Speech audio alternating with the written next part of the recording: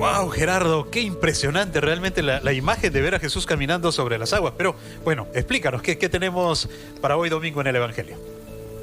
Claro, Carlos, mira, justo antes de este texto, Mateo nos presentó la multiplicación de los panes. Por eso el Evangelio comienza con las palabras, después de que la gente se hubo saciado. Porque lo que pretende el evangelista es entrelazar el texto de la multiplicación de los panes con el relato de hoy, que es ver a Jesús caminando sobre el agua. Y me dirás, ¿por qué el Evangelio nos presenta a Jesús caminando sobre el agua? Porque Jesús enviará a su iglesia a ir al mundo, y al hacerlo se encontrará la iglesia con muchas dificultades. Bueno, pues la iglesia debe aprender a no tener miedo de ir al mundo en nombre de Jesús, que Él la protegerá y la ayudará a salir de todas las dificultades, y esto lo hará en dos enseñanzas. Para aclarar un poco esto, te invito a conversar pues acerca del texto, pero antes tengamos presente los símbolos que usa el evangelista. La barca, con los discípulos en ella, representa al conjunto de la iglesia. El mar, o lago de Galilea, representa al mundo.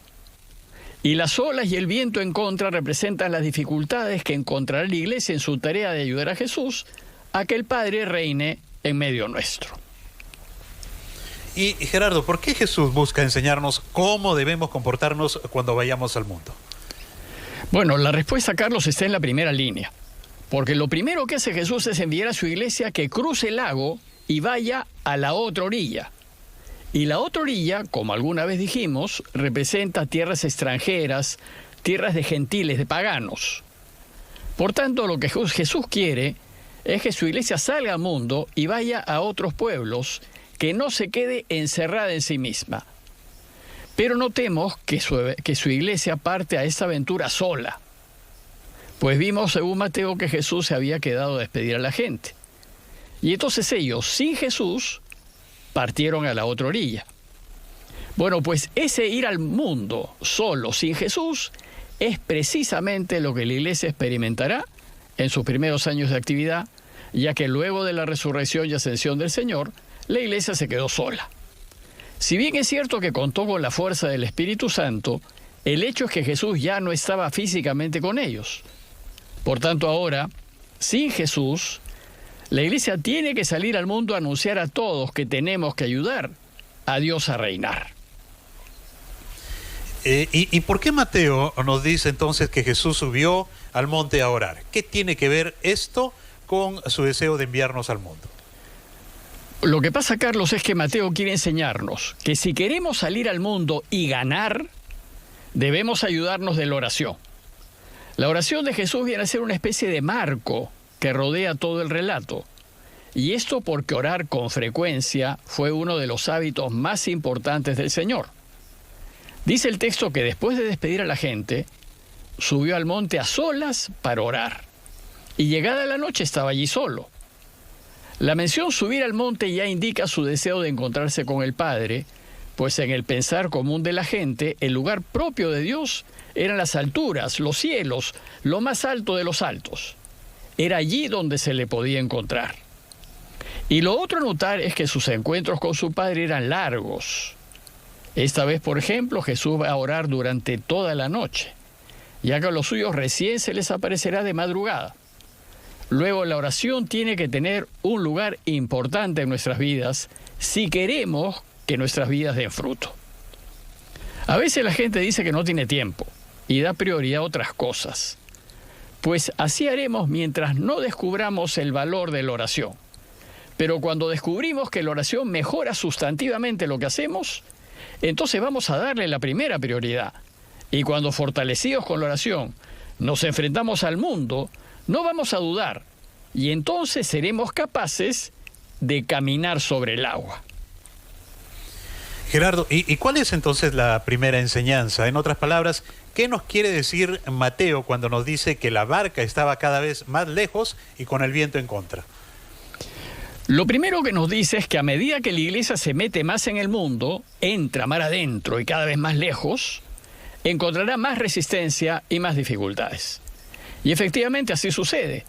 Pero cuando la iglesia no se mueve y se encierra en sus conventos y dentro de sus templos, no encontrará grandes olas ni vientos en contra, porque al quedarse en sus conventos, la iglesia no incomoda al mundo. Más bien el mundo la protege, la llena de prebendas y no la ataca. Pero cuando la iglesia decide ir a la otra orilla, es decir, salir a la calle, estar más cerca de la gente y acompañarle sus problemas y dificultades que tiene por vivir y salir adelante, o como diría el Papa Francisco, cuando busca la iglesia, la jerarquía llenarse de olor a oveja, entonces al mundo sí le incomoda y empieza a criticarla, a acusarla, a ponerle obstáculos, a querer silenciarla, difamarla y descalificarla. Por eso muchos que son del mundo hablan mal del Papa. Se dicen católicos, pero hablan mal del Papa. Por eso, para expresar estas dificultades, el texto nos dice que la barca iba ya muy lejos de tierra, sacudida por las olas, porque el viento le era contrario. Hoy Jesús nos va a enseñar que nunca dejará su iglesia desamparada, que nunca la enviará al mundo para que sea destruida. Más bien velará por ella y estará pronto a darle una mano para que no se hunda. Gerardo, te pido que nos tomemos unos segundos, vamos a ir a una pausa y luego retomamos este diálogo aquí en Domingo es Fiesta en RPP, la voz de todo el Perú. Volvemos.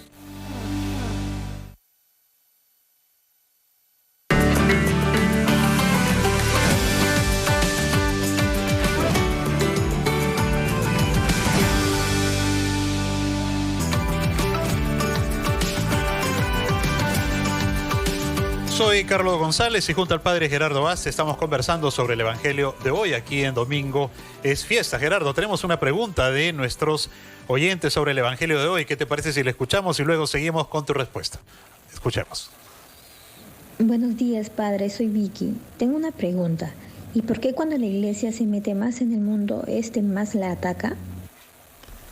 Gracias, Vicky, por tu pregunta. Mira, la ataca porque así actúa el mundo. Lo mismo le sucedió a Jesús. Como saben, la vida del Señor estuvo llena de problemas y contradicciones. Y esos problemas venían principalmente del grupo piadoso y observante de la ley, de los escribas y fariseos. Este grupo se ufanaba de hablar de Dios, se consideraba bueno y estaba formado por gente honesta y trabajadora. El problema de este grupo es que no quiere arriesgar su comodidad ni su tranquilidad en favor de la justicia y la verdad. No quiere que nada cambie, que nada se toque y que las cosas sigan como están, aunque la mayoría sufra y la pase muy mal. Bueno, pues este grupo perseguirá a Jesús porque se va a la otra orilla, porque se acerca a los que sufren, a los pecadores, a los enfermos. Sabemos que se acercó a los que estaban al margen, a los excluidos, mujeres, extranjeros, es decir, a la gente que ellos consideraban indigna de ponerse delante de Dios. Entonces, cuando la iglesia hace lo mismo que hizo Jesús, se encontrará en medio de fuertes ataques, simbolizados por las grandes olas y el fuerte viento que se abaten contra ella. Tenemos el caso cercano de Nicaragua, por ejemplo. Y es en ese momento cuando la iglesia siente la ausencia física de Jesús y necesita su ayuda. Pero ¿y cómo así se acerca Jesús a su iglesia en dificultad caminando sobre el agua? Bueno, el texto de hoy nos enseña que cuando la iglesia hace lo que Dios le pide que haga, Él nunca la dejará abandonada, siempre la ayudará. Por eso nos dice que cuando la barca estaba en dificultades, de madrugada, es decir, después de un largo tiempo, se le acercó Jesús andando sobre el agua. El caminar sobre las aguas nos indica no solo que Dios ayudará a su iglesia cuando menos ésta lo espera, sino que lo hará de una forma sorpresiva y espectacular. Le ayudará de maneras que jamás se nos hubiesen ocurrido. Y de aquí que se grafican en la imagen de Jesús caminando sobre el agua. Es a tal punto sorprendente la intervención de Dios que hasta la misma iglesia quedó desconcertada. Pues dice Mateo que los discípulos, viéndolo caminar sobre el agua, se asustaron y gritaron de miedo, pensando que era un fantasma. Sin embargo, Jesús le dijo enseguida: «Ánimo, soy yo, no tengan miedo». Como ven, la presencia de Jesús les quita el miedo, los calma y los consuela. Escuchamos la primera enseñanza, pero ¿y cuál es la segunda enseñanza del Evangelio de hoy, Gerardo? Bueno, la segunda enseñanza es que para que Dios pueda actuar en favor nuestro, debemos confiar completamente en Él. Esa enseñanza nos la presenta Mateo en el diálogo entre Pedro y Jesús, pues ante el obrar inesperado de Dios, lo primero que aparece en Pedro es la duda. Por eso le dice: «Si eres tú, mándame ir a ti caminando sobre el agua. Y Jesús le dijo, ven. Jesús le dice, efectivamente soy yo, así es que te invito a que vengas. Entonces Pedro bajó de la barca y se puso a andar sobre el agua, dice el texto, acercándose a Jesús. Es decir, Mateo nos dice que Pedro también empezó a caminar sobre las aguas. Pues también la iglesia, es decir, nosotros podemos hacer las cosas que hace Jesús. Y también la iglesia, cuando Dios no está con ella, puede sobreponerse y salir airosa ante las dificultades que se le presentan. La dificultad es que dudamos. Dudamos de que Dios pueda contra la fuerza del viento y la altura de las olas. Pues dice el texto que al sentir la fuerza del viento, a Pedro le entró miedo y empezó a hundirse y gritó, Señor, sálvame. Cuando la iglesia pone en duda la potencia de Dios, entonces se empieza a hundir. Ya no puede seguir caminando y debe gritar, sálvame. Entonces, la segunda enseñanza es acerca de la fe que debemos tener siempre. Efectivamente, ese es el punto central. ¿Por qué dudamos? No deberíamos dudar. Nuestra confianza en Dios tiene que ser total, absoluta y libre de toda duda. Cuando la iglesia hace lo que Dios quiere, no puede dudar de que Él efectivamente la cuidará, protegerá y salvará de aquellas situaciones en las que pensamos que no es posible salir. Por eso Mateo nos dice que enseguida Jesús extendió la mano, lo agarró y le dijo, ¡qué poca fe! ¿Por qué has dudado?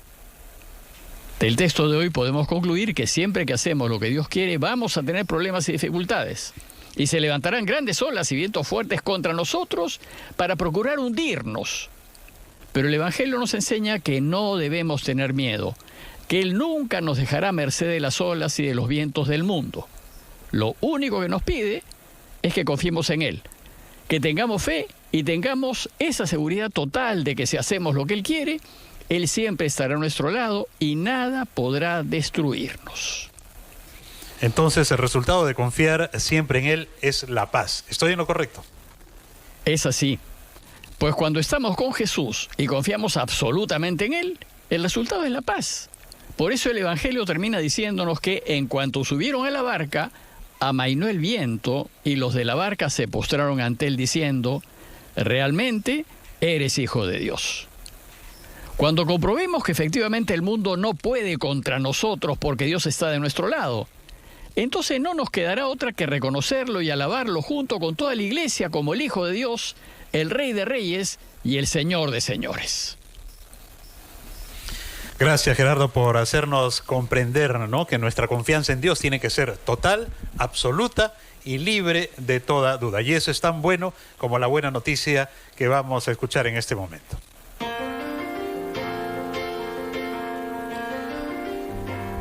El 15 de agosto la iglesia celebra la Asunción de la Virgen María. Gerardo, ¿qué nos puedes decir de esta extraordinaria noticia?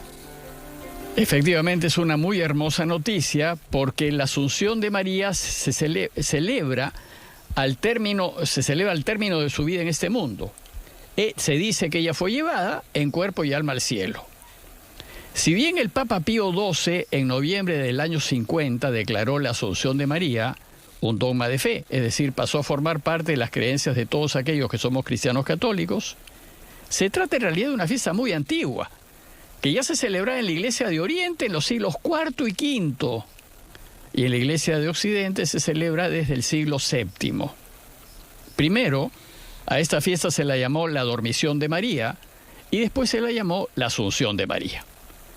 Mira, Carlos, se trata de una fiesta que tiene un fuerte fundamento teológico, y que se basa en tres afirmaciones cuya lógica es la siguiente. Primero, la Iglesia afirma que todos nacemos con pecado original. El pecado original es esa tendencia o atracción con la que todos nacemos a elegir lo que Dios nos quiere. Y todos nacemos con esa tendencia egoísta que nos hace propensos al mal. Segundo, la teología cristiana sostiene que la muerte viene del pecado. Como dice Pablo en Romanos 5, por un solo hombre, Adán y Eva, entró el pecado al mundo, y por el pecado la muerte, y así la muerte alcanzó a todos, porque todos pecaron. Y dice también en Romanos 6 que el salario del pecado es la muerte. Por tanto, todos morimos porque somos pecadores. Pero Jesús también murió. Pero Él no murió por sus pecados, porque no los hubo.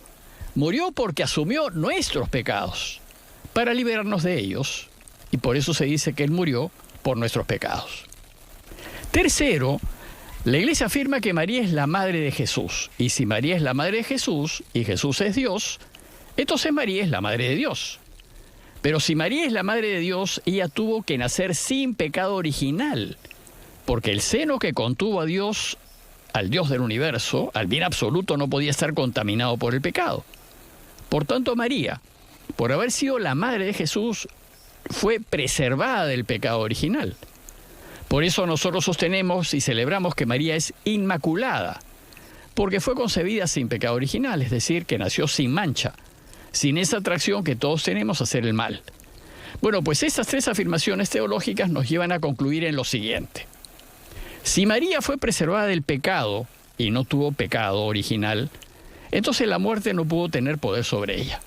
Por eso de María no se dice que murió, sino se dice que se durmió. Y se habla de la dormición de María, porque dormirse es la manera cristiana de referirse al paso de este mundo al otro, de aquellos que viven sus vidas completamente dedicadas a Dios. Por ejemplo, San Esteban, el primer mártir, cuando los judíos lo estaban matando a pedradas, en Hechos 7:60 no nos dice que murió, nos dice que se durmió. María también, al término de su vida terrena, no murió, sino que se durmió y pasó de ese mundo a la dimensión de Dios o cielo, y Dios la elevó de este mundo al cielo, y a ese paso lo llamamos la Asunción de María. María pues fue asunta por Dios al cielo en alma y cuerpo glorificado, así como el cuerpo glorificado de Jesús resucitado, y así como el cuerpo glorificado que todos tendremos al pasar de ese mundo al Padre. Por tanto, hoy celebramos que María ha sido elevada al cielo, la primera de todos, y que ella goza en alma y cuerpo glorificado. Goza de la dicha absoluta que nos espera a todos en la resurrección final. Y el 15 celebraremos la felicidad eterna de María al lado de su Hijo, y en ella celebraremos nuestra esperada y eterna felicidad. Muchas gracias, Gerardo. Hemos llegado ya a la parte final de nuestro programa, pero antes de despedirnos queremos recibir la bendición de Dios. Bueno, pues que María, nuestra Madre, nos acompaña en el seguimiento de su Hijo, para que, así como lo fue ella, seamos nosotros verdaderos seguidores de Jesús. Y que Dios, que es bueno y misericordioso y que es Padre, Hijo y Espíritu Santo, los bendiga y permanezca siempre con todos ustedes. Amén. Carlos, muchísimas gracias. Gracias también a todos ustedes. Les deseo un buen domingo y una excelente semana. Muchas gracias. Un gran abrazo, Gerardo. Un gran abrazo, Gerardo. Un gran abrazo también para todos nuestros oyentes. Que tengan un excelente domingo. Hasta una próxima edición de Domingo es Fiesta, aquí en RPP, La Voz del Perú. Muy buenos días.